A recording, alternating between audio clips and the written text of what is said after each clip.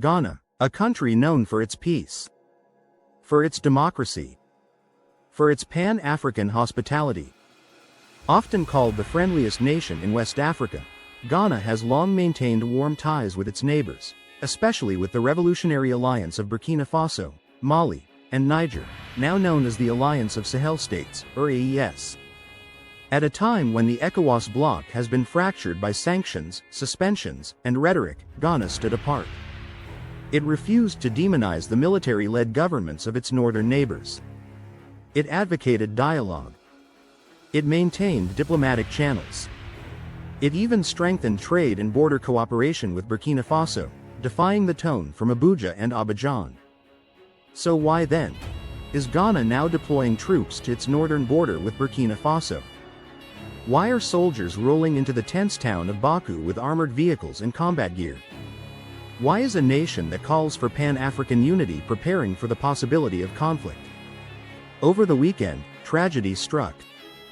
3 students, young, innocent, and hopeful, were gunned down in what authorities now believe was a targeted ambush near a school.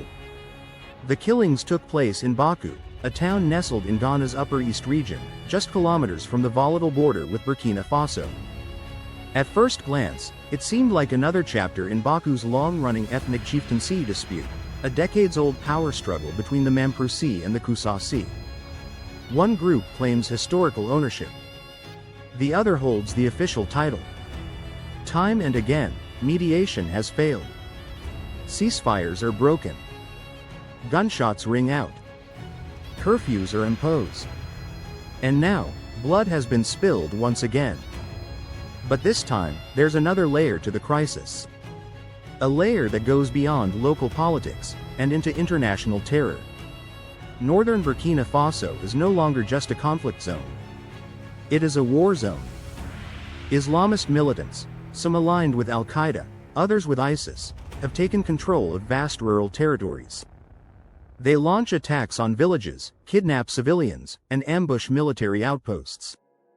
They operate with impunity just a short drive from Ghana's borders.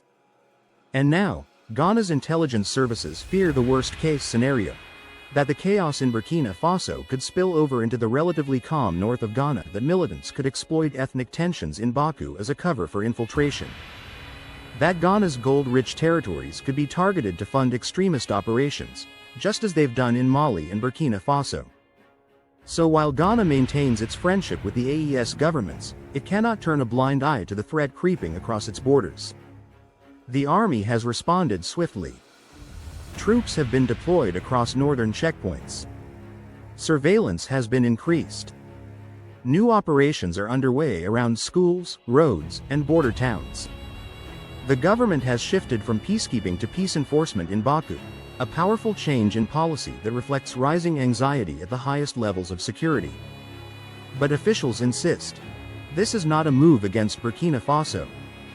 Nor is it a signal of hostility toward the AES alliance. Ghana's defense minister made it clear, we are protecting our people. We are guarding our youth. We are sealing our vulnerabilities. While much of West Africa has turned its back on the young captain leading Burkina Faso, Ghana has taken a different path. A path of quiet diplomacy, mutual respect, and subtle but strategic alignment. Since assuming power in September 2022, Captain Ibrahim Traore has made very few international visits. He's avoided the typical parade of foreign summits and global photo ops. But when he does travel, he chooses carefully, and Ghana is one of the few countries he has visited. In January 2025, Traoré crossed the border to attend the inauguration of Ghana's re-elected president, Nana Addo Dankwa Akufo-Addo, in Accra. The visit was brief, but powerful. It sent a message. Despite political systems that differ, Ghana and Burkina Faso are not enemies. They are neighbors, and increasingly, partners. In a bold and unprecedented move, Ghana recently appointed an official ambassador to the AES bloc, becoming one of the only ECOWAS nations to formally acknowledge the alliance as a regional power structure. This wasn't just symbolic, it was strategic. Behind the scenes, Ghana and the AES, particularly Burkina Faso, have held joint security consultations. Intelligence sharing has increased. And while Ghana hasn't purchased military equipment from the AES, it has studied the anti-terror strategies and battlefield experiences of its northern neighbors. As for Traoré, his foreign policy footprint has been minimal but precise. Apart from Ghana, he has traveled to Russia, where he signed key defense cooperation agreements and secured intelligence support. He visited Iran, strengthening ideological ties and exploring security technology. And in Mali and Niger, his AES partners, Traoré has solidified a military-political alliance aimed at defending African sovereignty and building a pan-Sahelian security architecture. But Ghana remains unique. It is not part of the AES, yet it is not hostile either. It is not governed by a military regime, yet it treats the AES governments with respect. And that delicate positioning is what makes Ghana's recent military deployment to Bawku so significant. This isn't a case of turning against friends, it's a case of protecting the house, while still keeping the door open for dialogue. Because in West Africa's shifting sands, friendship and vigilance must now walk hand in hand. This is about sovereignty. This is about survival. Because history has taught West Africa one thing: extremist groups thrive where there is confusion, division, and distraction. And in Bawku, all three exist.